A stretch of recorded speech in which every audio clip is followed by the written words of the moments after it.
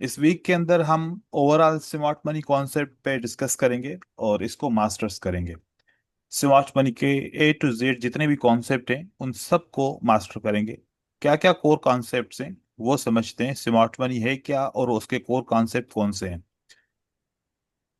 SMC refers to a trading methodology that interprets price action based on how institutional traders, banks, hedge funds, etc., manipulate the market to accumulate or distribute position before big move।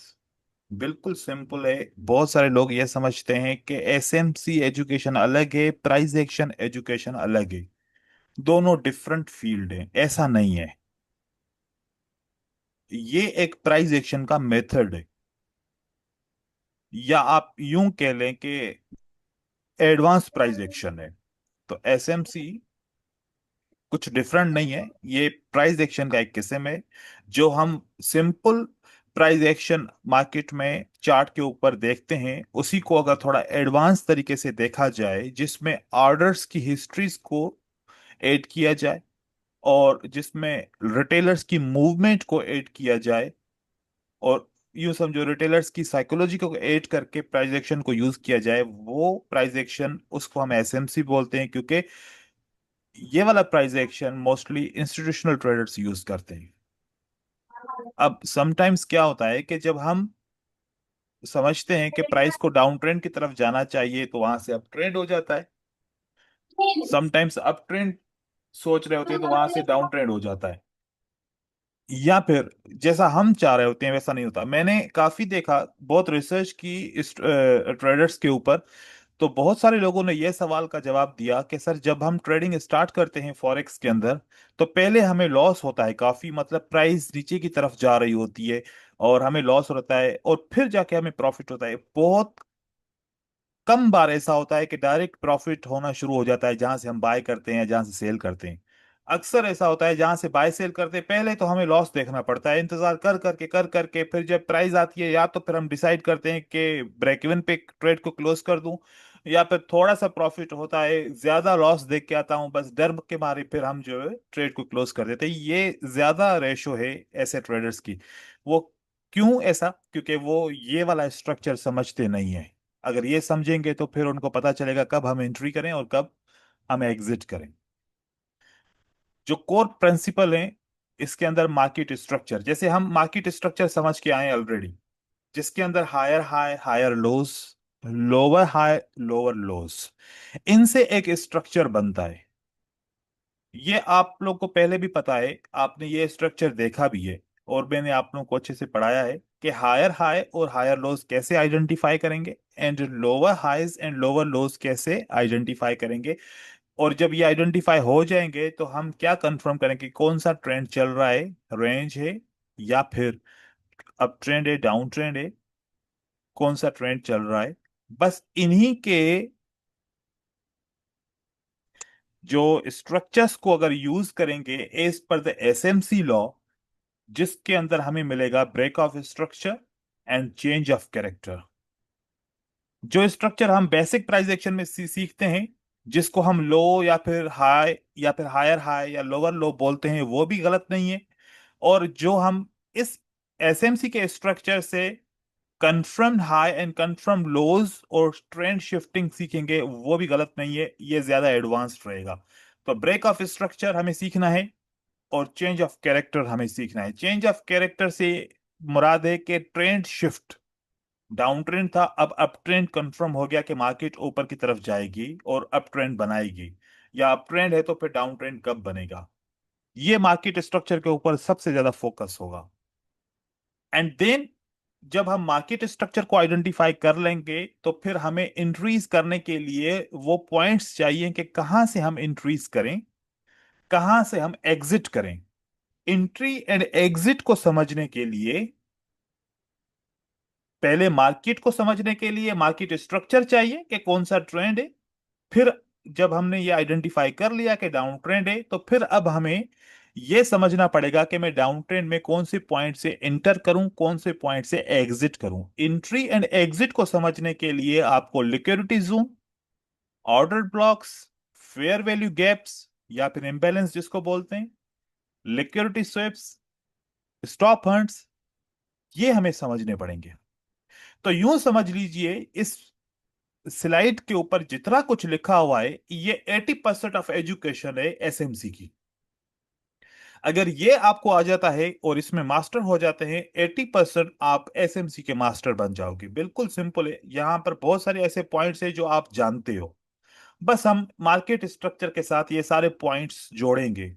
Liquidity Jones क्या होती है, इसको समझिए। Retail traders often place stop losses above resistance और below support. बिल्कुल simple है कि जब भी आप ट्रेडिंग करते हो फॉरेक्स में, तो सपोर्ट के नीचे या फिर रेजिस्टेंस के ऊपर स्टॉप लॉसेस आप लगाते हो कि ये मेरा स्टॉप लॉस है और इससे ज्यादा नुकसान बर्दाश्त नहीं कर सकता।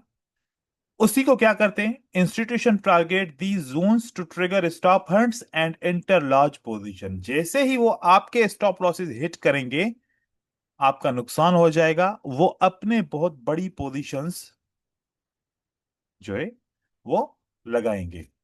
कितनी बड़ी पोजीशन होती है, एक रिटेलर की कितनी पोजीशन होती है और एक इंस्टीट्यूशनल ट्रेडर की कितनी पोजीशन होती है, इसके बारे में भी डिस्कस करेंगे। देन ऑर्डर ब्लॉक्स, जो हमने बहुत इंपॉर्टेंट टॉपिक को, इसको टाइम देना है ऑर्डर ब्लॉक को समझने के लिए। The last bullish bearish candle before a strong move is called order block. बहुत ज्यादा मिसअंडरस्टैंडिंग है कि जो हम प्राइस एक्शन में सप्लाई एंड डिमांड को पढ़ते हैं, कि सप्लाई एंड डिमांड के ऊपर जो जोन क्रिएट करते हैं, लोग समझते हैं वो ऑर्डर ब्लॉक है। नहीं, वो ऑर्डर ब्लॉक हो सकता है, लेकिन 100% हर दफा सप्लाई एंड डिमांड की जोन वाला ऑर्डर ब्लॉक हमेशा नहीं होता, क्योंकि ऑर्डर ब्लॉक की कुछ कंडीशंस हैं। वो कंडीशन अगर मीट हो रही होंगी तो फिर ऑर्डर ब्लॉक है। जैसे इंस्टीट्यूशनल ट्रेडर्स जो होते हैं या फिर इंस्टीट्यूशंस जो होते हैं, वो ऑर्डर प्लेस करते हैं उन एरियाज के अंदर। हमें वो आइडेंटिफाई करना है कहां पर वो प्लेस करेंगे order. And then fair value gaps, ये सिंपल है कि प्राइस के बीच में गैप, या उसको हम बोलते हैं दूसरे लफ्जों में डिस्प्लेसमेंट। डिस्प्लेसमेंट में आपने देखा होगा कि कभी कभार छोटी छोटी छोटी कैंडल्स चलती हैं और एकदम से कभी कभार बहुत ज्यादा बड़ी कैंडल्स बन जाती हैं। एक एग्जांपल दिखा रहा हूं, किसी भी आप टाइम फ्रेम के ऊपर आप चेक करोगे। अब यहां पर डिस्प्लेसमेंट, अगर मैं आपको बताऊं, यहां से इस किस्म की डिस्प्लेसमेंट होगी। जैसे कि यहां पर क्या देख रहे हैं आप, एक रेंज देख रहे हैं।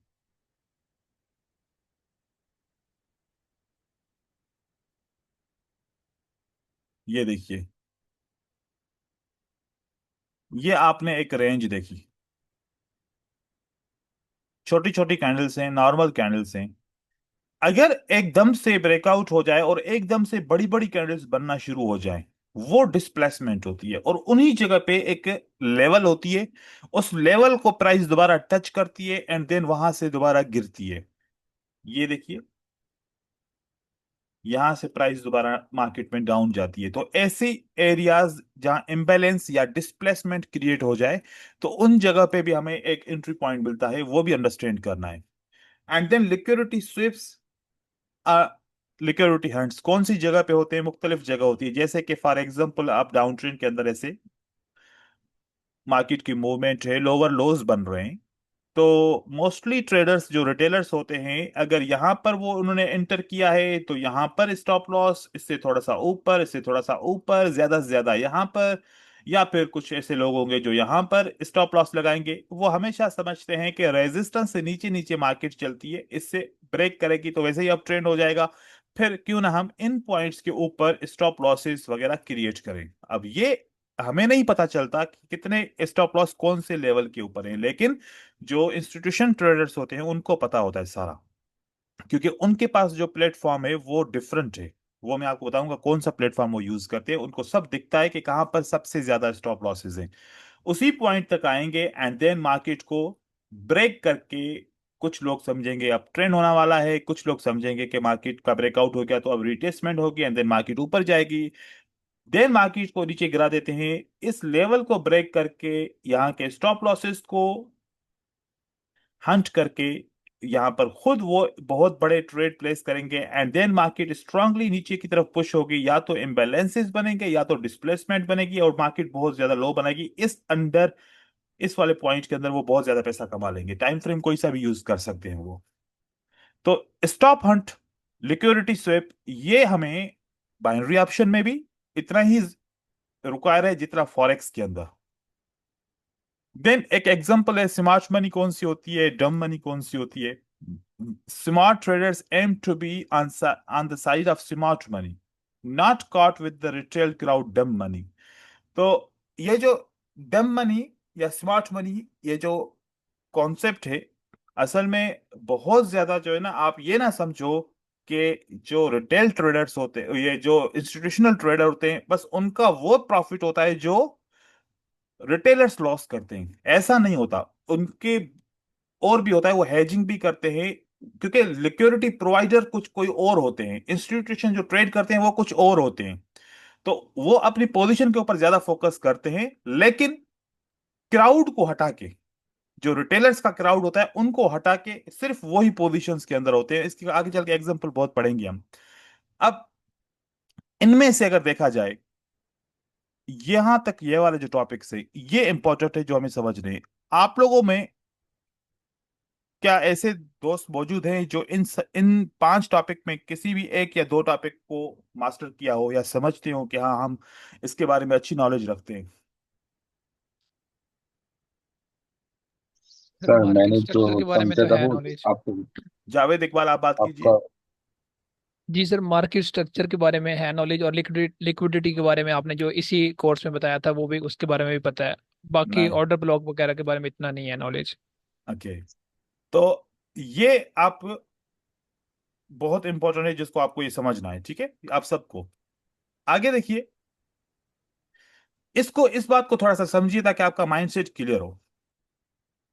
Retail trading and institutional trading, हम फीचर्स के ऊपर बात करें। ये आप की फीचर्स और जो इन दोनों के ट्रेडर्स के हैं वो आप पढ़ भी सकते हैं। यहां से देखें, स्मॉल कैपिटल है और इनका वेरी लार्ज कैपिटल, फर्क है ना, देखो, रिटेल ट्रेडर में और इंस्टीट्यूशनल ट्रेडर में। Limited access to market moving data, direct access to interbank market, deep liquidity, uses standard trading platform. हम कौन से प्लेटफॉर्म यूज करते हैं? Meta trader, trading view, uses advance algorithms, proprietary data and AI. और ये वाले use वो ज्यादा करते हैं, proprietary tools and Bloomberg terminal. और हमें वो नहीं मिलता क्योंकि वो बहुत महंगा है। इसके अंदर बहुत सारा डेटा भी मिलता है वैसे।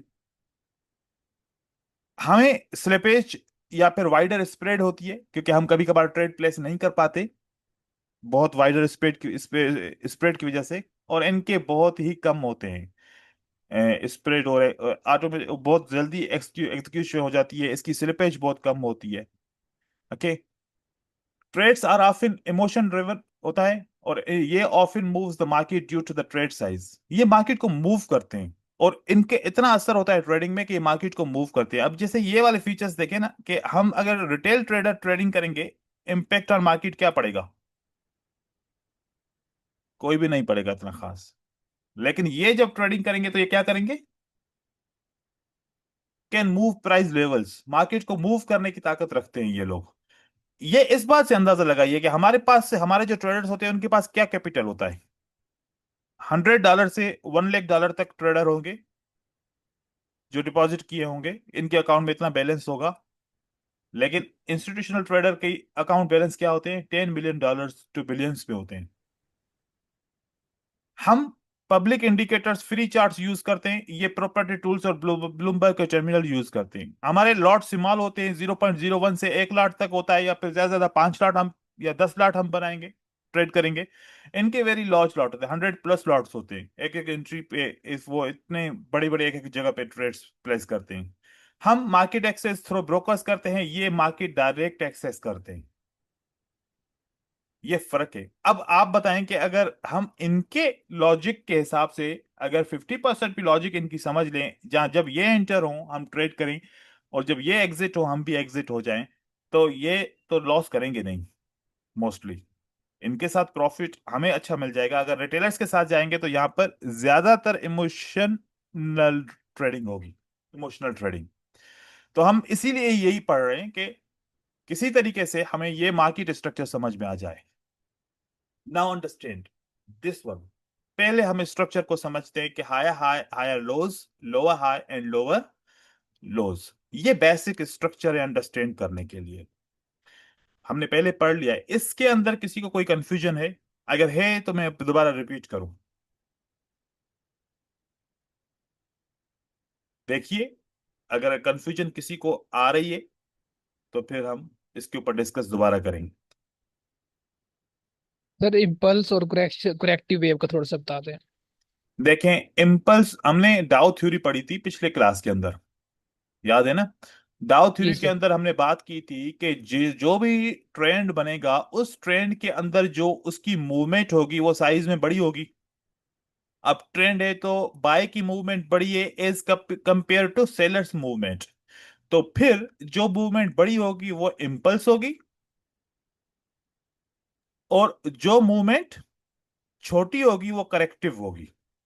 ये, अब अप ट्रेंड के अंदर सेलर्स की मूवमेंट करेक्टिव होगी और बायर की मूवमेंट इम्पल्स होगी। इम्पल्स में और करेक्टिव में फर्क क्या है? इम्पल्स बड़ी मूव होती है ट्रेंड के डायरेक्शन में, और करेक्टिव छोटी मूव होती है ट्रेंड के अपोजिट में। इसी तरीके से जब डाउन ट्रेंड होगा तो डाउन ट्रेंड के अंदर सेलर्स की मूवमेंट इम्पल्स होगी और बायर्स की मूवमेंट क्या रहेगी? करेक्टिव। करेक्टिव रहेगी। अब इस तरीके से अगर मैं आपको चार्ट दिखाऊं तो इस चार्ट के अंदर अभी रिसेंट अगर आप चेक करो, इस जगह से आप अगर स्टार्ट करना शुरू करो यहां से, तो देखें कि जब तक प्राइस ने हायर हाई बनाया था यहां पर, यहां से लेके यहां तक आप देखो कि सेलर की movement as compare to buyer की मूवमेंट के हिसाब से आपको छोटी मिलेगी। तो इसका मतलब यह हुआ कि जो सेलर की मूवमेंट है वो कौन सी है? करेक्टिव है। और जो बायर की मूवमेंट है वो कौन सी है? इम्पल्स है। अब जब डाउन ट्रेंड है तो यहां पर आप चेक करें कि बायर की मूवमेंट छोटी है और सेलर की मूवमेंट बड़ी है। तो बायर यहां पर करेक्टिव में है और सेलर यहां पर इम्पल्स में है। इसी को ही इम्पल्स और करेक्टिव कहते हैं। जो ट्रेंड के डायरेक्शन में बड़ी मूव होगी वो इम्पल्स और छोटी मूव होगी वो करेक्टिव। और रेंजिंग में मोस्टली सेम होती है मूव्स। रेंजिंग के अंदर ऐसे आप बहुत कम दिखेंगे कि आपकी बायर और सेलर की बड़ी या इस तरीके से, नहीं। मोस्ट ऑफ द टाइम आपको रेंजिंग में सेम सेम थोड़ा थोड़ा फर्क मिलेगा, ज्यादा फर्क नहीं मिलेगा। नाउ जो एसएमसी का स्ट्रक्चर है वो हमें समझना है जरूरी, क्योंकि अगर हमें higher high and higher low समझ में आ गया तो फिर ब्रेक ऑफ स्ट्रक्चर समझना बहुत आसान है। अब देखिए, हायर हाई हमने ऐसे बनाया कि प्राइस ने एक हाई की मूवमेंट बनाई, एंड देन प्राइस ने उसके अगेंस्ट में करेक्शन बनाई, वो छोटी मूव थी। देन अगेन हाई किया, देन अगेन करेक्ट किया, देन अगेन हाई किया, देन अगेन करेक्ट किया। ये एवरी टाइम इस तरीके की मूवमेंट आपको नहीं मिलेगी। जब आप मार्केट का चार्ट ओपन करोगे तो आपको, जब मार्केट हाई करती है and then market higher low बना के अगेन हायर हाई करती है, तो फिर आपको ऐसे मूवमेंट मिलती है कि इस तरीके से मार्केट मूवमेंट करते करते इस लेवल को ब्रेक करती है, लगता है डाउन ट्रेंड शुरू हो गया, देन मार्केट ऊपर की तरफ जाती है एंड देन इस तरीके से मूव करके देन अगेन वाले लेवल को इसको ब्रेक करती है। ऐसे आपको मूवमेंट मिलती है। डायरेक्ट हर वक्त आपको इस तरीके की मूवमेंट नहीं मिलेगी। समझने के लिए high, higher low, higher high, higher low, higher high, higher low हम ऐसे बना सकते हैं। बट जब मार्केट के अंदर जाएंगे तो इस तरीके की मूवमेंट हमें नहीं मिलेगी। समटाइम्स तो ऐसे मिलेगी कि इस तरीके से ऐसे ऐसे करके, ऐसे करके, फिर ऐसे, ऐसे, इस तरीके से मूवमेंट आगे पीछे, रेड कैंडल्स, ग्रीन कैंडल्स सब मिल मिल के मिलेंगे। आपको जस्ट कॉन्सेप्ट समझना है और उसको, उसके नॉइज को खत्म करके आपको एक स्ट्रक्चर ड्रॉ करना है।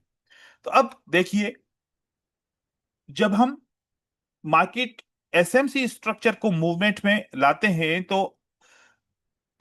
जब जब ये लेवल ब्रेक होगी, जब जब ये लेवल ब्रेक होगी इसके नीचे एक प्रोसेस हुआ होगा। जब प्रोसेस होगा तो उस हाई को हम कंफर्म हाई बोलेंगे, अदरवाइज कोई भी हाई बनेगा उसको कंफर्म नहीं बोलेंगे। इसका पहला जो बेसिक स्ट्रक्चर होता है कि अगर प्राइस हायर लो बनाती है एंड देन मार्केट नीचे की तरफ हायर हाई बना के आ जाए, नीचे आ गई मार्केट एंड देन आपने देखा कि हायर लो को ब्रेक किया, क्योंकि मार्केट में हमेशा सपोर्ट के नीचे ऑर्डर्स लगे होते हैं स्टॉप लॉसेस के। तो प्राइस ने इस सपोर्ट के नीचे स्टॉप लॉसेस के ऑर्डर को हंट किया एंड देन प्राइस अगेन ऊपर जाके जो प्रीवियस हायर हाई का पॉइंट हमने देखा था उसको ब्रेक किया। तो ये एक बेसिक स्ट्रक्चर क्रिएट हुआ। अब आपको मैं एक बात बताऊं कि मार्केट के अंदर जो एसएमसी का हायर लो है और जो प्राइस एक्शन का हायर लो है, इसमें क्या फर्क है। जो हम प्राइस एक्शन में बेसिक पढ़ते हैं, हायर लो, और जो एसएमसी के अंदर हम हायर लो पढ़ते हैं, इसके अंदर क्या फर्क है। देखिए, एसएमसी का जो हायर लो होता है वो ये है, और ऐसे हम बेसिक के अंदर प्राइस एक्शन के अंदर हायर लो जो पढ़ते हैं वो ये होता है।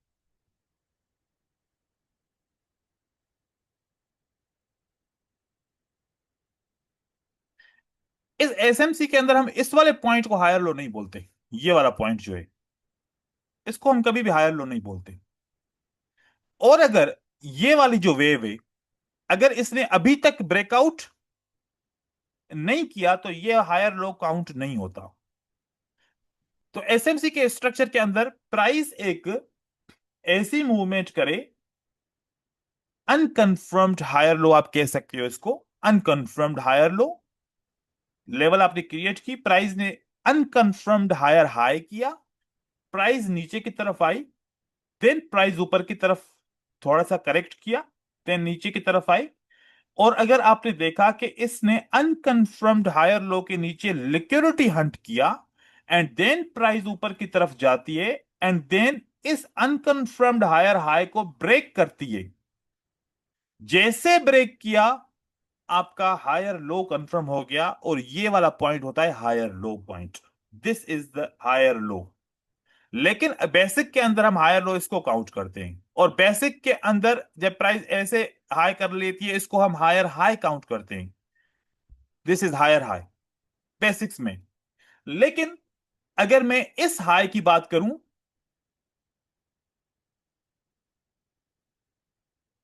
मेरे पास ये दो हाई है, एक ये वाला हाई और एक ये वाला हाई। अगर एसएमसी स्ट्रक्चर की बात करूं, ये जो नीचे वाला हाई है ये कंफर्म नहीं है, ऊपर वाला जो हाई था ये कंफर्म था। ये कैसे कंफर्म होता है मैं आपको बताऊं कि when price breaking the unconfirmed higher low, ये जो अनकंफर्म्ड हायर लो है इसको ब्रेक करेगी, जैसे ही ब्रेक करेगी उसी टाइम पे कंफर्म्ड हायर हाई या हाई पॉइंट क्रिएट हो जाएगी ऑटोमेटिकली। तो हायर हाई बनने के लिए प्राइस किसको ब्रेक करे, अनकंफर्म्ड हायर लो को। और हायर लो कंफर्म कब बनेगा, when price goes up and break the confirmed higher high point, then your higher low will be confirmed higher low will be created। अब ये जो हायर लो बन गया, इसका फायदा क्या है। ये हायर लो स्ट्रॉन्गेस्ट सपोर्ट होगी, जब भी प्राइस डाउन ट्रेंड में शिफ्ट होगी ये हायर लो रेस्पेक्टेड होगा। यहां पर जो मूवमेंट आएगी वो बड़ी मूवमेंट आ सकती है, बायर भी इस पॉइंट के ऊपर दोबारा ट्रेंड को कंटिन्यू यहां से कर सकते हैं, या रिवर्सल अच्छा होगा। अगर आप डाउन ट्रेंड से आ रहे हैं तो कंफर्म्ड हायर लो के लेवल के ऊपर आप एग्जिट करेंगे, ये एग्जिट पॉइंट हमारी हो सकती है। तो अब अगर मार्केट के अंदर चले, मार्केट को देखें तो कौन कौन से कंफर्म हाई हैं और कौन कौन से कंफर्म्ड हायर लो हैं, और ऐसे बेसिक स्ट्रक्चर में हाई लो कौन से हैं, आपको समझ में आ जाएंगे। इस पे सवाल कोई पूछे फिर मैं एग्जांपल दिखाऊं आपको।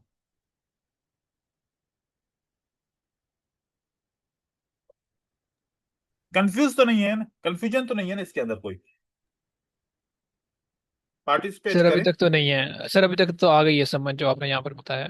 फर्क समझ में आ गया ना, कि जो बेसिक पे हम हाई हाई हायर लो ऐसे पढ़ते हैं, और जो इसके अंदर हायर लो पढ़ रहे हैं, फर्क है। ठीक है। अब जैसे कि यहां जी पर सर। देखिए, जैसे कि ये देखिए कि ये जो बीओएस है, ब्रेक ऑफ स्ट्रक्चर, जो हमने देखा, जो ये कंफर्म हायर हाई बना, इस ये तब बना है कि जब ये हायर लो अनकंफर्म ब्रेक हुआ है, इसकी लिक्विडिटी हंटिंग हुई है, एंड देन प्राइस ऊपर की तरफ जाके जब इसको ब्रेक किया, तब जाके ब्रेक ऑफ स्ट्रक्चर बना है। क्योंकि कंफर्म हायर नहीं तो फिर पता है क्या होगा, हर एक बंदा बोलेगा कि सर अगर हायर हाई ब्रेक होता है, it means that this is the break of structure. अगर ये हायर हाई ब्रेक हो गया तो what is this? This is the break of structure. Break of structure क्या होता है? Structure is what? Structure is your confirm higher high. Structure is your confirm higher low. Structure is your confirm lower low and confirm lower high. ये structure होता है, इसको हम बोलते हैं स्ट्रक्चर। तो जब ये कंफर्म हायर हाई, वो कंफर्म हायर हाई कहां पर होगा? यहां पर तो मौजूद नहीं है, वो यहां पर मौजूद है, ऐसे मौजूद है कि this is the breakout, this is the confirm higher high. अगर कंफर्म हायर हाई ब्रेक हो गया, it means that this is what telling you, ये कंफर्म हाई ऊपर ब्रेक हो गया, तो एक आपको इंफॉर्मेशन मिलेगी कि up trend is still trying to continue, up trend अभी भी कंटिन्यू कर सकता है। और अगर ये हायर हाई ब्रेक नहीं होता, तो आपको ये जवाब मिलेगा कि डाउन ट्रेंड में कैन शिफ्ट, मतलब कि अब अप ट्रेंड से डाउन ट्रेंड शिफ्ट हो जाएगा। तो ये इंपॉर्टेंट पॉइंट है, ये ब्रेक हो गई तो क्या हो जाएगा? अप ट्रेंड कंटिन्यू करेगा। और अगर ये ब्रेक नहीं हुआ, तो फिर अप ट्रेंड के बाद आप क्या समझ सकते हो कि now what can happen? Down trend can be happen. तो ये बात याद रखिएगा कि अगर प्राइस ऊपर ब्रेक नहीं करती, यहां से ही फॉर एग्जांपल ऐसे मूव करके इसी पॉइंट से ही रिवर्स हो जाती है, या फिर प्राइस यहां पर कोई इंबैलेंस, कोई रेजिस्टेंस लेवल क्रिएट होती है, उस पॉइंट से ब्रेक नीचे की तरफ आ जाती है, तो ये वाला जो पॉइंट होता है वो हमारा चेंज ऑफ कैरेक्टर बनता है। हम उसके ऊपर बाद में आएंगे, अभी कंफ्यूज नहीं करूंगा, पहले ब्रेक ऑफ स्ट्रक्चर को कंप्लीट करेंगे। तो देखिए कि अब अगर प्राइस इसको ब्रेक करे, तो ये हो गया आपका ब्रेक ऑफ स्ट्रक्चर, ये हो गया आपका ब्रेक ऑफ स्ट्रक्चर। स्ट्रक्चर। अब आप बताएं कि ये ब्रेक ऑफ स्ट्रक्चर अगर गलत है तो क्यों गलत है, और अगर ये ब्रेक ऑफ स्ट्रक्चर सही है तो क्यों सही है? फिर इस पहले बारे में सर लिक्विडिटी अनकंफर्म है। स्वीप नहीं हुई थी। और इसमें स्ट्रक्चर कोई ब्रेक नहीं हुआ है ना, यस सर। Yes sir. तो ये ब्रेक ऑफ स्ट्रक्चर भी नहीं है। नहीं। जिसमें स्ट्रक्चर आपका ब्रेक हो, देन वो आपका ब्रेक ऑफ स्ट्रक्चर हो सकता है, क्योंकि स्ट्रक्चर आपका इसमें क्या है, इस मूवमेंट के अंदर कौन सा स्ट्रक्चर है आपका? इस मूवमेंट के अंदर हायर हाई आपका स्ट्रक्चर है, राइट? ये ये कौन सा higher high? Confirmed higher high. मैं इसके ऊपर जोर क्यों दे रहा हूं, क्योंकि मुझे पता है कि जब हम सीखते थे, हम भी बार बार भूल जाते थे कि कंफर्म क्या है, अनकंफर्म क्या है। ऐसा ना हो आप लोगों के साथ ये मिस्टेक हो, और मैंने एक्सपीरियंस भी किया है काफी। यहां पर आप ऐसे कह सकते हो, दिस इज अनकंफर्म्ड, अनकंफर्म्ड हाई या हायर हाई। वो क्यों अनकंफर्म क्यों है? क्योंकि प्राइस ने अपना फोर्स यहां पर शो नहीं किया। फोर्स शो करे कि नीचे से ब्रेक करके लिक्विडिटी को स्वेप करे, एंड देन मार्केट ऊपर की तरफ जाए। देन अच्छा, जैसे ही ब्रेक ऑफ स्ट्रक्चर होगा, तो ब्रेक ऑफ स्ट्रक्चर तो कंफर्म हो गया, साथ ही साथ और क्या कंफर्म होगा? साथ ही साथ आपका कंफर्म होगा हायर लो।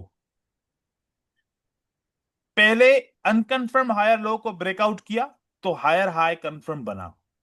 देन मार्केट ने ऊपर मूवमेंट की हंटिंग के बाद, जब कंफर्म हायर हाई को ब्रेक किया, तो वहां पर ब्रेक ऑफ स्ट्रक्चर के साथ बनते बनते हायर लो भी बन गया। अब मैं एक सवाल आप लोगों से पूछता हूं, अगर हम बेसिक प्राइस एक्शन के अंदर इसको अनकन्फर्म अनकन्फर्म हायर लो बोलते हैं, तो एसएमसी में इसको क्या बोलते हैं? ये तो बेसिक प्राइस में हम इसको अनकन्फर्म हायर लो बोलते हैं, तो एसएमसी के अंदर इसको क्या बोलते हैं? Internal structure. Very nice. हम इसको बोलते हैं इंटरनल स्ट्रक्चर, क्योंकि अगर हम ये बात बार बार करेंगे कि unconfirm higher low, unconfirm higher high, ये अगर बोलते रहेंगे तो ये थोड़ा सा अनप्रोफेशनल लगेगा। तो क्या है कि हम एसएमसी के अंदर इसको बोलते हैं कि this is the internal structure, this is the internal structure. अब ये हम एसएमसी के अंदर बोलते हैं कि when internal structure break down, when internal structure break down, then higher high will be confirmed, higher high will be confirmed। अच्छा, जैसे ही हायर हाई कंफर्म हो जाएगा तो यहां पर एक और चीज बन जाएगी। जैसे नीचे का इंटरनल स्ट्रक्चर था, तो ये यहां का कौन सा स्ट्रक्चर हो जाएगा? External structure. एक अंदर का स्ट्रक्चर और एक एक्सटर्नल बाहर का स्ट्रक्चर। अब क्योंकि बाहर का स्ट्रक्चर का भी रोल है, और जैसे ही प्राइस इंटरनल स्ट्रक्चर को ब्रेक करके उसकी हंट करके एक्सटर्नल स्ट्रक्चर को ब्रेक करेगी, अभी इसने ब्रेक नहीं किया, जैसे ब्रेक किया then higher low will be confirmed। what will be confirmed? higher low will be confirmed। और जैसे ही हायर लो कंफर्म हो गया, क्योंकि higher high external structure break हुआ, देन आपका बीओएस भी उसी वक्त ही बन गया। आप बीओएस बोले, आप रखे या ना लिखे, आपकी मर्जी है, लेकिन उसी वक्त आपका बीओएस भी बन गया। तो इस स्ट्रक्चर के अंदर ये मूवमेंट है, क्योंकि जब ट्रेंड शिफ्ट होगा उसके लिए ये सारी चीजें समझना जरूरी है। आई थिंक अब तो सारी चीजें इसके अंदर आ गई। इंटरनल स्ट्रक्चर को हम बार बार एग्जांपल में अंदर देखें कि हमें इंटरनल स्ट्रक्चर की पहचान आनी चाहिए, क्योंकि कभी कभार एक कैंडल होती है डाउन ट्रेंड के अंदर, एक ग्रीन बुलिश कैंडल बन जाती है, तो सोचते हैं कि ये इंटरनल स्ट्रक्चर है कि नहीं है, तो उसकी क्या कंडीशन रहेंगी, कुछ चार्ट के अंदर देखते हैं हम।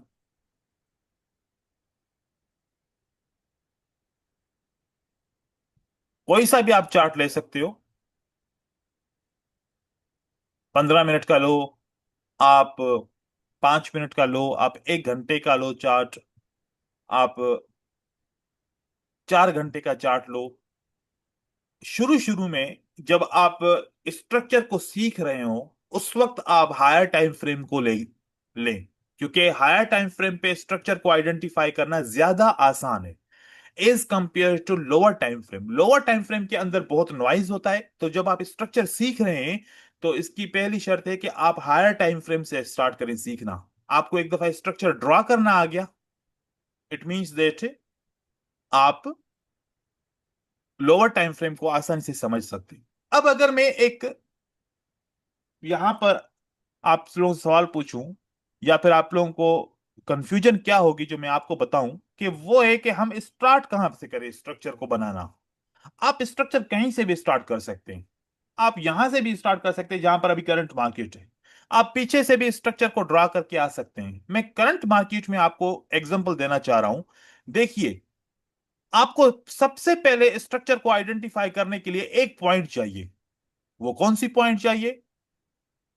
वो ये पॉइंट आपको चाहिए कि एक मार्केट में जिगजैग आपको बनाना है। क्या बनाना है आपको? एक एक जिगजैग बनाना है। जिगजैग बनाओ।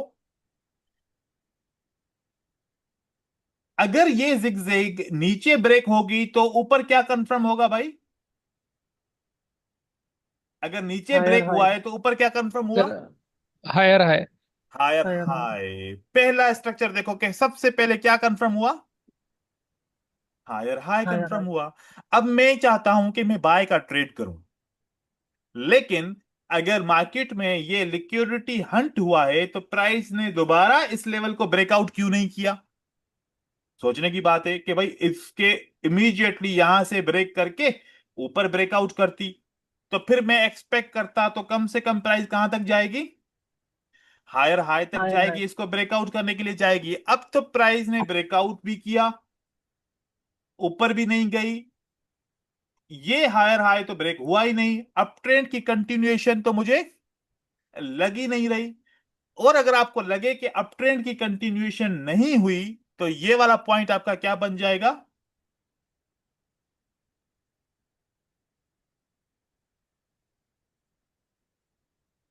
क्या है? Change of character.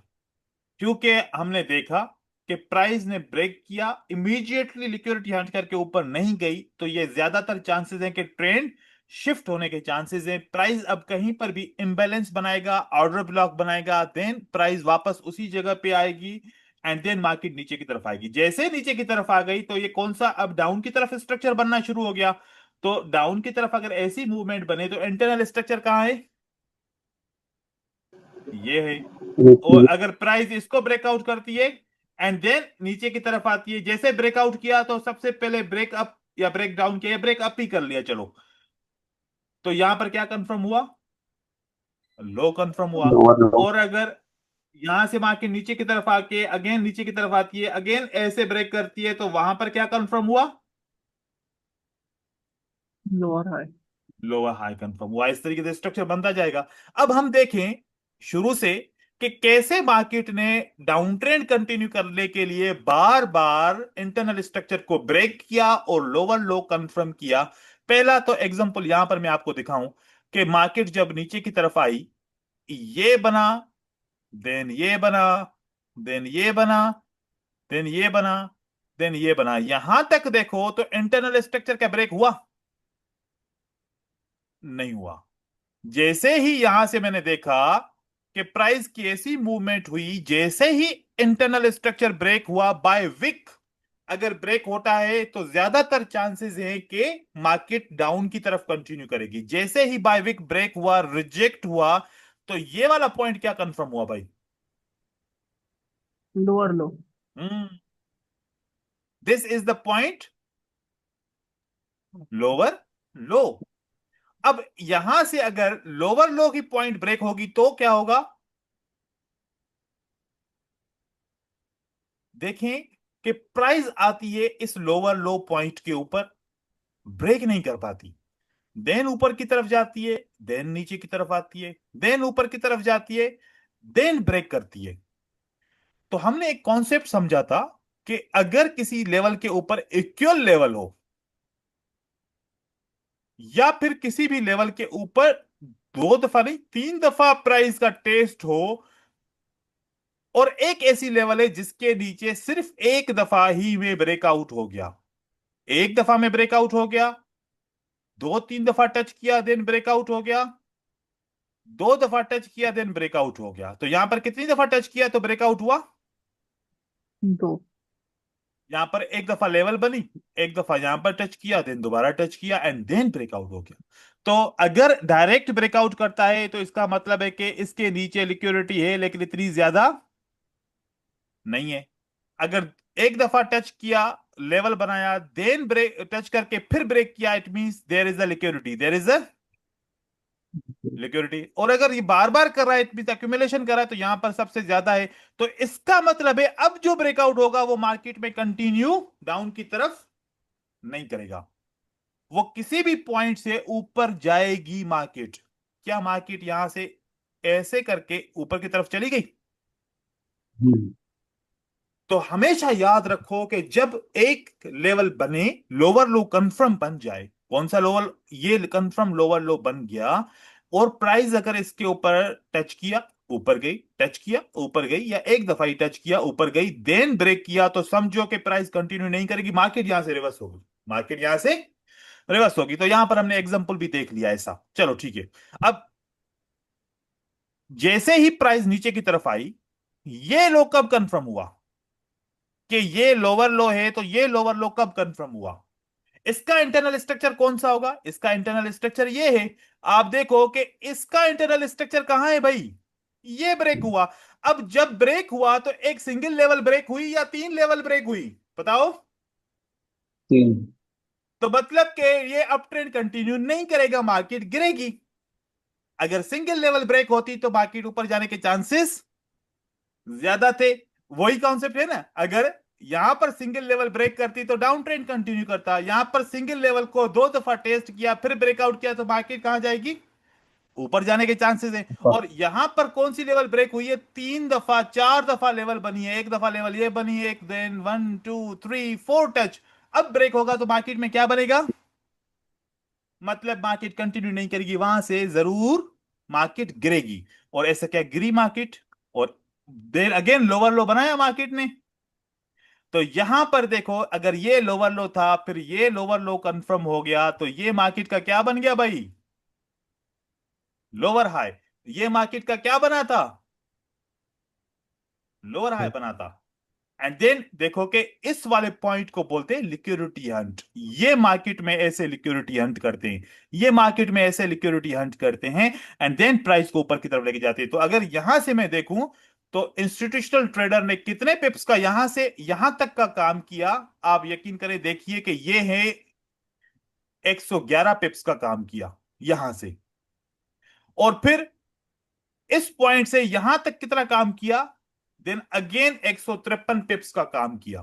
क्योंकि ये एयू डिकेड का पेयर है, इसके अंदर पिप्स कम होते हैं। अगर यूरो यूएसडी होता है, जीबीपी का कोई पेयर होता है या फिर गोल्ड होता है तो यहां पर हजारों में पिप्स हो जाते, अगर गोल्ड होता तो यहां पर देखिए कि इस तरीके से प्राइस ने स्ट्रक्चर बनाया। अब देखें, अब आखिरी वेव को हम आइडेंटिफाई करते हैं थोड़ा सा। जैसे ही मैं आखिरी वेव को देख रहा हूं, अब सही से स्ट्रक्चर आखिरी वेव का बनाऊं, तो प्राइस नीचे की तरफ आती है, देन ऊपर की तरफ जाती है, देन नीचे की तरफ आती है, देन ऊपर की तरफ जाती है, देन नीचे आई। एंड मैं इसको कंप्लीटली अगर यहां से ऐसे अगर ले भी लूं, लेकिन ये सही नहीं दिख रहा, इसका मतलब है कि मुझे कंप्लीट एक कहां से लेना पड़ेगा प्राइस को, और यहां से लेना पड़ेगा यहां तक। तो मेरे लिए एक इंटरनल स्ट्रक्चर ये था, लेकिन इससे पहले इंटरनल स्ट्रक्चर ये बना था, इसको मार्केट ने ऊपर हिट नहीं किया, हंट नहीं किया, तो ये बना, लोअर लो कंफर्म हो गया। इसका मतलब है कि इंटरनल स्ट्रक्चर प्रीवियस ब्रेक हो गया, ये लोअर लो आपका क्या कंफर्म उस केस में होगा जब ये लेवल ब्रेक होगी। क्या ये लेवल कब ब्रेक हुई, यहां पर ब्रेक हुई, जैसे ही ये लेवल ब्रेक हो गई, ये लेवल जैसे ब्रेक हो गई तो ये मार्केट का क्या बना, लोअर हाँ। लो। ये वाला लोअर लो बना, नीचे वाला ऊपर लोअर हाई बनेगा ऊपर। जब ये नीचे वाला लेवल ब्रेक होगा, है ना। ओके। अब ये लेवल जब ब्रेक होगा तो फिर ये लोअर हाई कंफर्म होगा, मार्केट नीचे की तरफ आती है ऊपर जाती है, देन मार्केट नीचे की तरफ आती है, क्या लोअर लो ब्रेक हुआ, लोअर लो ब्रेक नहीं हुआ। नो। अब हम बात नो। करते हाँ। हैं कि जैसे इंटरनल स्ट्रक्चर के ऊपर लिक्विडिटी होती है, इसी तरीके से एक्सटर्नल स्ट्रक्चर के ऊपर भी लिक्विडिटी होती है। जैसे इंटरनल पे होती है तो ऐसे ही कहां पर होती है लिक्विडिटी, एक्सटर्नल के नीचे। एक्सटर्नल कौन सा होता है, lower low lower low lower low. External क्या होता है, higher high higher high higher high. तो मार्केट ने क्या किया, इसको ब्रेक करता तो कंटिन्यू करने के चांसेस थे, इसको रिजेक्ट किया, इसको इसके लो को रिजेक्ट करके यहां तक लेके आया, it means it will be considered liquidity Hunt हुई है एक्सटर्नल स्ट्रक्चर की, जहां से मार्केट ऊपर की तरफ गई, स्ट्रॉन्ग डिस्प्लेसमेंट कैंडल्स बनी, बड़ी इंबैलेंस कैंडल बनी, और मार्केट ने फाइनली इसको ही ब्रेक कर दिया, देन हायर हाई बना दिया। अब देखिए एक कॉन्सेप्ट को समझे, मार्केट ने इस लेवल को ब्रेक किया, ये हाई ऑलरेडी हो चुका है, नेक्स्ट टाइम हाई बनेगा तो इसको भी मार्केट ब्रेक करेगी, क्योंकि ये लिक्विडिटी सब कुछ हंड हो चुकी है, तो यहां से मार्केट नीचे नहीं आ रही, यहां से फिर इसके ऊपर लिक्विडिटी होगी वो ब्रेक होगी। अगर वो मार्केट को धकेल दिए तो नीचे आ सकती है, अगर ये भी ब्रेक हो जाएगा तो फिर ऊपर वाली लिक्विडिटी हंट होगी, यहां देखो ये वाली लिक्विडिटी आपकी हंट होगी, और फिर मार्केट नीचे की तरफ गिरेगी। अब वापस मार्केट में क्या बन रहा है, यहां पर हमने क्या देखा, ये जो एक बायर की मूवमेंट थी फाइनली डाउन ट्रेंड कंटिन्यू करने के चांसेस लग रहे हैं, मार्केट में इस तरीके से आ रहा है। तो हमने यहां पर लोअर लो को भी देखा, हमने लोअर हाई को भी देखा, हमने इक्वल लेवल को भी देखा, इक्वल लोज को देखा, इक्वल हाईज को देखा, कैसे लिक्विडिटी हंट हुई नीचे से एक्सटर्नल स्ट्रक्चर की, कैसे इंटरनल स्ट्रक्चर की लिक्विडिटी हंट हुई, मार्केट ने कैसे दोबारा लोअर लो बनाया। ये चीजें हमें अपनी ट्रेडिंग के अंदर भी समझनी है। इसके कुछ और एग्जांपल समझते। अच्छा, इसके अंदर ये स्ट्रक्चर रिमूव करूं, समझ में आ गया है, कोई कंफ्यूजन है।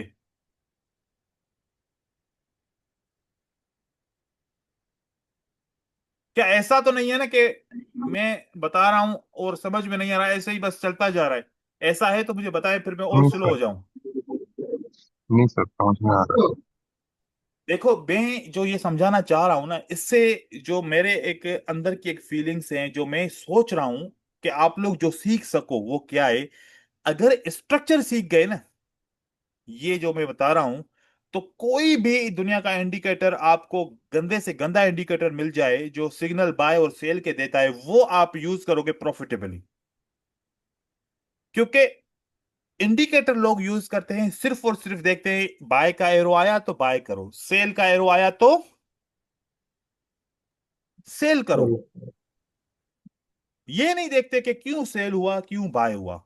हम स्ट्रक्चर को समझेंगे, हमें पता चलेगा ये बाय का सिग्नल गलत है, ये सेल का सिग्नल सही है। मैं यहां पर एक इंडिकेटर लगाता हूं, फिर मैं आप लोगों से पूछता हूं कि अब आप बताओ, जो हमने सीखा इसमें कौन सा सेल का कौन सा बाय का स्ट्रक्चर सही है, कौन सा गलत है। ठीक है, ऐसे ही कोई ऐसे नॉर्मल इंडिकेटर में लगा रहा हूं। ठीक है, देखिए, अब आप देखिए कि मार्केट में यहां पर फॉर एग्जांपल ये एक एरो बना। ठीक है, ये एक एरो बना इस तरफ। तो इस स्ट्रक्चर के हिसाब से डाउन ट्रेंड कंटिन्यू कर रहा है मार्केट के अंदर, तो आप कौन से एरोज को फॉलो करेंगे? डाउन ट्रेंड वाले को, अप ट्रेंड वाले को? Down step sir, down. ये डाउन ट्रेंड है, फिर अप ट्रेंड की तरफ ऐसे जाएंगे इस तरीके से। अब यहां पर कोई और मेरे पास देखूं, कोई अगर हो इंडिकेटर तो जो काम करने वाला हो। कुछ तो चलते ही नहीं है, चलो छोड़ो इसको, इंडिकेटर्स को डिफॉल्ट करते हैं। अच्छा, अब इससे थोड़ा सा हम पीछे वाले स्ट्रक्चर की तरफ जाते हैं कि पीछे क्या हुआ था, मार्केट में डाउन ट्रेंड कैसे बना था। मैं डाउन ट्रेंड को आपको समझाना चाह रहा हूं। अब देखो कि मार्केट में ना एक, जब भी डाउन ट्रेंड होता है ना, तो प्राइस पहले से कुछ एक काम करती है। अब यहां पर मैं आपको दिखाऊं, होना क्या चाहिए था। होना यह चाहिए था कि अप ट्रेंड कंटिन्यू कर रही है तो यहां पर ऊपर डबल लेवल को बनाने की जरूरत ही नहीं थी। मार्केट इस तरीके से ब्रेक करती, देन नीचे की तरफ आता, एंड देन मार्केट ऊपर की तरफ चली जाती। अप ट्रेंड बनाने के लिए, कंटिन्यू करने के लिए ये जरूरी था कि बस ऐसे बनाते जाए स्ट्रक्चर। मार्केट ने जब हाई बनाया, तो फिर इस हाई को टच किया, नीचे आई, देन टच किया, देन नीचे आई। अब जब ज्यादा लेवल्स वाला स्ट्रक्चर ब्रेक होगा, तो मार्केट में ज्यादातर यहां पर क्या चांसेस है कि अप ट्रेंड कंटिन्यू करेगा, या यहां से अब हम लिक्विडिटी हंटिंग का प्रोसेस होके मार्केट डाउन ट्रेंड की तरफ जाएगी? सर लिक्विडिटी प्रोसेस का हंट होकर नीचे जाएगा। नीचे का देखो कि, अब देखो कि यहां पर जब एक प्राइस ऐसे जा रही है, पहले ऐसे जा रही है, आप ऐसे ट्रेंड के अंदर है, मार्केट में इस तरीके से मूवमेंट हो रही है।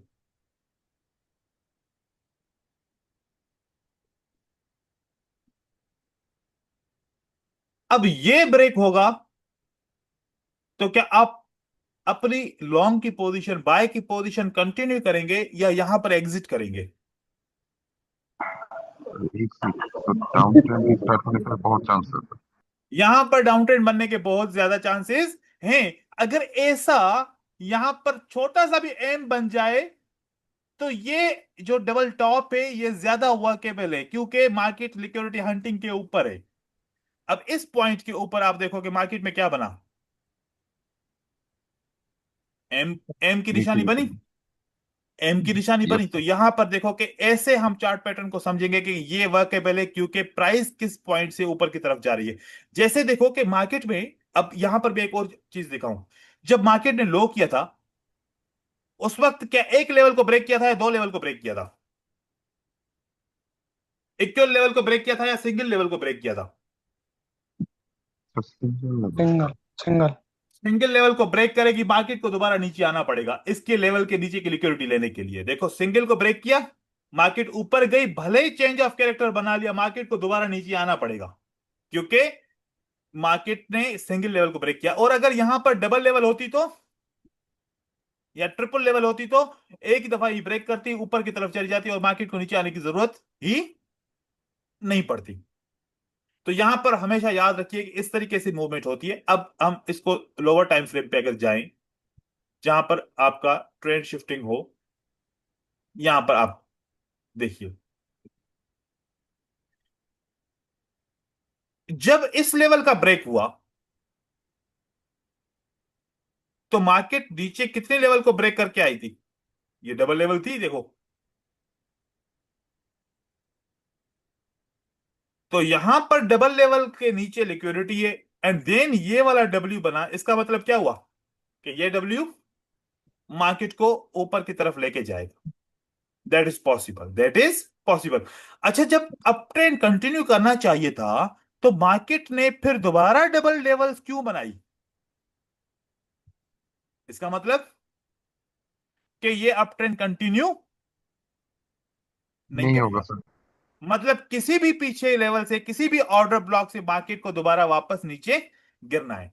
तो हम जब मार्केट ऊपर की तरफ जा रही है, फॉर एग्जांपल हम ट्रेड के अंदर हैं, हम यहां पर पीछे देखेंगे कोई ऑर्डर ब्लॉक होगा जिसको हम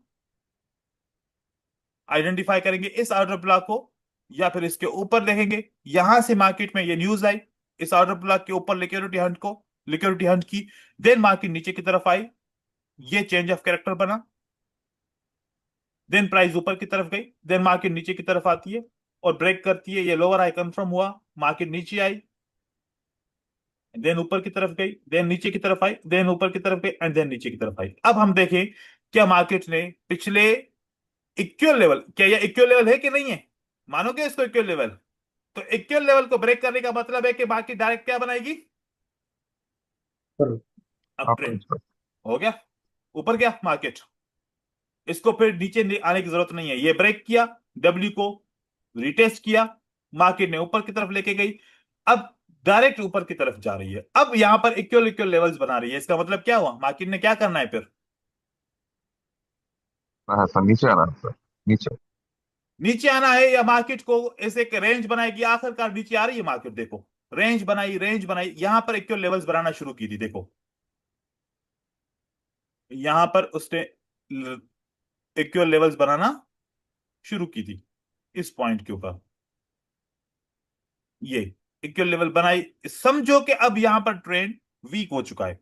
फिर मार्केट ने इतना कंटिन्यू किया, उसके बावजूद भी इक्वल लेवल्स बनाई, बार बार फेल हो रही थी मार्केट, क्योंकि अक्यूमुलेशन होती है। हायर टाइम फ्रेम पे देखो कि छोटी कैंडल्स होंगी यहां पर। फिर मार्केट ने डाउन ट्रेंड शुरू किया। मतलब आप समझो कि ये पी के थोड़ा सा ज्यादा ऊपर जाए, लिक्विडिटी हंट का प्रोसेस पूरा करे, उसके बाद फिर मार्केट में डाउन ट्रेंड वापस बनेगा। तो ये जो एसएमसी के ट्रेडर्स होते हैं वो इस चीज को वॉच करते हैं। अब कोई भी मैं चार्ट यहां पर ओपन करता हूं, ठीक है, जैसे कि मैं CAD CHF इसको ओपन कर रहा हूं। अब आप देखो कि मार्केट ने ऊपर जो अप ट्रेंड किया है, जो ब्रेकआउट किया है, यहां से ये वाला लेवल को ब्रेक किया। मार्केट ने कौन सी लेवल को ब्रेक करके ब्रेकआउट किया है? Sir equal level sir. Equal level equal को लेवल सर। को ब्रेक किया, डब्ल्यू बनाया। क्या निशानी है कि ट्रेंड शिफ्ट हो गया है मार्केट का? Yes sir. देखें, आप जब भी ट्रेंड शिफ्टिंग को देखेंगे, ये इक्वल लेवल को मार्केट ने ब्रेक किया डाउन की तरफ, ऊपर की तरफ क्या ब्रेक कर पाई? नहीं कर पाई। मतलब कि नहीं नहीं। ट्रेंड जो शिफ्ट होने वाला था वो फेल हो गया। मार्केट कहां जाएगी अब? डाउन की तरफ नीचे सर, जाएगी। नीचे नीचे। देन नीचे की तरफ अब यहां पर एक चीज समझो कि हर एक बंदा ये ना सोचे कि हर बार मार्केट ऊपर की लिक्विडिटी को स्वेप करेगी देन नीचे की तरफ आएगी। वो तब होगा जब नीचे सिंगल लेवल होगी, तब ये मार्केट की लिक्विडिटी ऊपर की स्वेप होगी। अगर मार्केट इक्वल लेवल बनाती है और डाउन ब्रेक की तरफ करती है, अब अगर मार्केट ने ऊपर के लेवल को ब्रेक किया तो ये निशानी है कि डाउन अप ट्रेंड कंफर्म हो गया, मार्केट ऊपर की तरफ जाएगी। और अगर ये अप ट्रेंड इसको ब्रेक करने में क्या हो गया? फेल हो गया, तो अब ऊपर की लिक्विडिटी स्वेप करने की जरूरत नहीं है, मार्केट डाउन की तरफ कंटिन्यू करेगी। जैसे कि यहां पर आप देख रहे हैं, फाइनल यहां पर क्या हुआ? देखिए, मार्केट ने डाउन की तरफ एक वे पैटर्न बनाया। ये पैटर्न हमें आइडेंटिफाई करने होते हैं कि चार्ट पैटर्न कब कौन सा काम करेगा। ऐसे डब्ल्यू बहुत मिलेंगे आपको, लेकिन ये वाला काम करने वाला डब्ल्यू है। यहां पर कंफर्मेशन हुई, मार्केट ने शिफ्टिंग की, ट्रेंड शिफ्ट हो रहा है और प्राइस ऊपर की तरफ जाना चाह रही है। अब क्या ये जो 1 घंटे के ऊपर ट्रेंड शिफ्टिंग हमें दिख रही है, क्या ये ट्रू है या फॉल्स है? फिर हम हायर टाइम फ्रेम के ऊपर जाते हैं। क्या H4 पे क्या बना है? H4 पे देखा तो यहां पर मार्केट ने एक आपको हिंट दे दिए। क्या ये इक्वल लेवल्स है? मानेंगे इक्वल लेवल्स को? क्या इसका ब्रेकआउट हुआ है डाउन की तरफ? क्या इस इक्वल लेवल की लिक्विडिटी हंट हुई है एंड देन ब्रेकआउट अप हुआ है यस। और मार्केट में? तो इसका मतलब है कि अब इस पेयर के अंदर अपकमिंग डेज के अंदर अब ट्रेंड कंटिन्यू करता रहेगा। ये मार्केट ऊपर की तरफ जाएगी। बायर की कैंडल देखो बड़ी होती जाएंगी, सेलर की कैंडल छोटी हो जाएंगी, लेकिन हम H4 के टाइम फ्रेम के ऊपर है। और अब ये जो इतना नॉइज दिख रहा है, जब हम डेली कैंडल के ऊपर जाएंगे तो वहां पर हमें ये दिखेगा एक छोटी सी मूवमेंट, यहां पर ऐसे डबल की मूवमेंट दिखेगी और आपको दिखेगा कि ये ब्रेकआउट हुआ है, ब्रेक डाउन हुआ है, अब लिक्विडिटी स्विप करके मार्केट ऊपर की तरफ जा रही है। लेकिन हायर टाइम फ्रेम का ट्रेंड आप देखो, हायर टाइम फ्रेम का ट्रेंड आपको डाउन की तरफ लेके जा रहा है। यहां पर इतनी ज्यादा कंफर्मेशन नहीं है। और 1 घंटे के ऊपर आपको क्या अभी दिख रहा था कि ट्रेंड शिफ्ट हो गया है और मार्केट ऊपर की तरफ जाएगी। तो हायर टाइम फ्रेम में थोड़ी सी भी करेक्शन हो, लोअर टाइम फ्रेम में तो बड़ा ट्रेंड दिखेगा वैसे भी।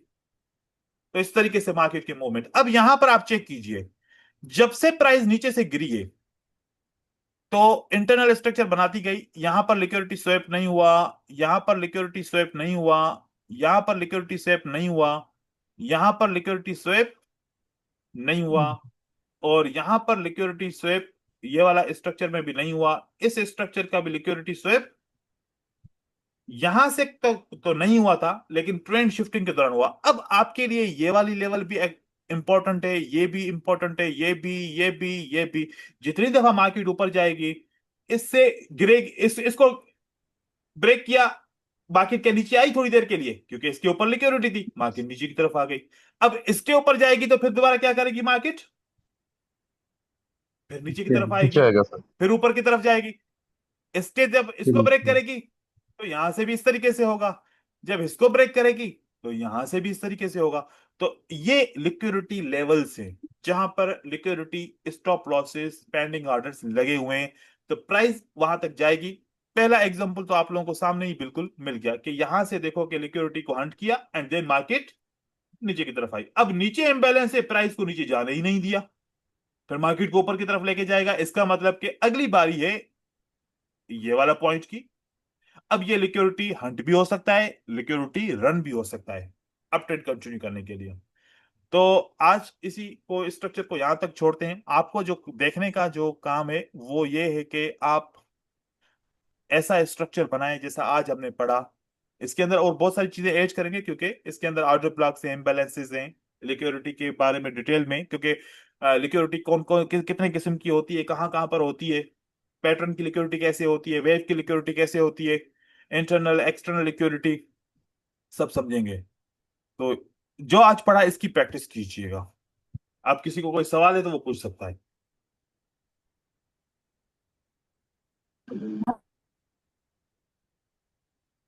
सर इस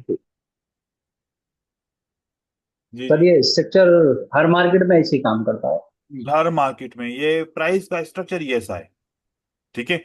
अब मैं अगर आपको कोई और मार्केट दिखाऊं वहां पर भी ऐसा है, चाहे वो जो सिंथेटिक मार्केट है उसका तो स्ट्रक्चर मतलब इससे ज्यादा वर्क करता है, इससे ज्यादा वर्क ज्यादा करेगा। है। हाँ, ये तो यहाँ पर तो न्यूज की वजह से आपको स्ट्रक्चर थोड़ा सा खराब दिखता है, वो वाला स्ट्रक्चर हम्म। आपको इससे भी ज्यादा काम में दिखाई देगा। अब मैं आपको दिखा रहा हूँ H4। ठीक है। अब आप देखो मैंने ऑलरेडी ड्रॉ किया हुआ है, देखा? हाँ। यस। देखो कि प्राइस ने लिक्विडिटी को हंट किया, मार्केट नीचे की तरफ आई, लोअर लो बनाया। डाउन। अब मार्केट ने क्या बनाया है? Equal equal. लोज इक्वल है बनाए। सर, इक्वल है। अब मतलब अगली बार जब भी इक्वल लोज को ब्रेक होगी मार्केट फिर अप ट्रेंड बनेगा। काफी दिनों से इसके अंदर डाउन ट्रेंड चल रहा है। अब जैसे ये ब्रेक होगा फिर मार्केट जो ऊपर जाएगी ना, ऐसे भागेगी, फिर किसी को मौका ही नहीं देगी इस तरीके से। तो ऐसे मतलब कि ये स्ट्रक्चर्स यहां पर भी काम करते हैं। यहाँ यहां से आप देखोगे इसके अंदर तो आपको स्ट्रक्चर बहुत ज्यादा मिलेंगे। अब जैसे कि ये वाला लिक्विडिटी हंट नहीं हुआ, फिर प्राइस ने यहां पर भी नहीं किया, इसके नीचे ये वाला भी नहीं हुआ, यहां पर भी नहीं हुआ, यहां पर भी नहीं हुआ, तो फाइनली प्राइस ने फिर ये वाला को हंट किया और इसको हंट किया। ठीक है। देन मार्केट नीचे की तरफ आई, फिर प्राइस ने इक्वल लो किया, फिर इसके ऊपर जो लिक्विडिटी था ये इसने हंट किया, अगेन मार्केट नीचे की तरफ आ गई। इस वाला इंटरनल स्ट्रक्चर का यहां पर लो करके यहां से हंट किया, देन अगेन मार्केट नीचे की तरफ जा रही है। ऐसे ये हर टाइम फ्रेम के ऊपर कोई भी हो, अगर मैं स्टेप इंडेक्स आपको दिखाऊं 15 मिनट के ऊपर, तो यहां पर भी आपको यही मिलेगा। आप देखिए कि प्राइस ने यहां पर ब्रेकआउट किया है और फिर लिक्विडिटी हंट करके डाउन ट्रेंड की तरफ जा रही है। अब मार्केट देखो कि सिंगल लो बना के जा रही है ऊपर, इसके अप ट्रेंड बनाने जा रही है? नहीं, मार्केट अप ट्रेंड नहीं बनाने जा रही। इसी तरीके से ये सारा प्रोसेस चलता रहता है। इसके ऊपर भी हम आएंगे, मैं आप लोगों को फिर सारा स्ट्रक्चर हर टाइम फ्रेम के ऊपर समझाऊंगा कि देखिए कि स्ट्रक्चर ड्रॉ करना कितना आसान है, फिर आपको सिग्नल अच्छे मिल जाते हैं। यहां पर भी कोई भी आपको चार्ट मिल जाए, आप उसको इमीडिएट दे सकते हो कि अभी करंट पोजीशन क्या चल रही है। अब आप खुद सोचो कि कितनी क्लियर पोजीशन है। मार्केट ने क्या किया था, 15 मिनट के चार्ट के ऊपर है, 15 मिनट के चार्ट के हिसाब से मार्केट ने एक्चुअल लेवल को डाउन की तरफ ब्रेकआउट किया एंड देन अप की तरफ ब्रेकआउट किया। मतलब कि क्या ट्रेंड शिफ्टिंग है कि नहीं है? शिफ्ट हो गया आप। Yes sir. शिफ्टिंग है। Yes sir. अब इसी को हम 1 घंटे पे लेके जाएंगे चार्ट को। आप देखें 1 घंटे पे गए तो मार्केट ने ये देखो कि डाउन ट्रेंड की तरफ, जब मार्केट डाउन ट्रेंड से नीचे की तरफ आ रही थी, जब इसने ये क्यों किया, ऐसे एक रेंज बनाई, ब्रेक हुआ, मार्केट ऊपर की तरफ जा रही है। देखें यहां पर सारे स्ट्रक्चर समझ में आना शुरू हो जाएंगे। फिर हम लोअर टाइम फ्रेम पे भी जाएंगे ना, जब 1 मिनट पे। अब 1 मिनट पे नॉइज बहुत ज्यादा होता है, यहां पर समझ में नहीं आता इस तरीके से कौन सा स्ट्रक्चर बनाऊं कौन सा नहीं। पहले हम मास्टर तो हो जाए हायर टाइम फ्रेम पे, फिर यहां पर भी सारा कुछ समझ में आ जाएगा इंशाल्लाह। ठीक है, आज के लिए इतना है, फिर ओके। मिलते हैं कल की क्लास पे। अल्लाह हाफिज, thank you. Sir okay sir. वो ये अल्लाह स्किप सर। हाफिज। क्या कह रहे हैं? सर स्किप सर वो इंडिकेटर स्किप सर देना था सर, आपने ओके बोला था ओके सर। ओके।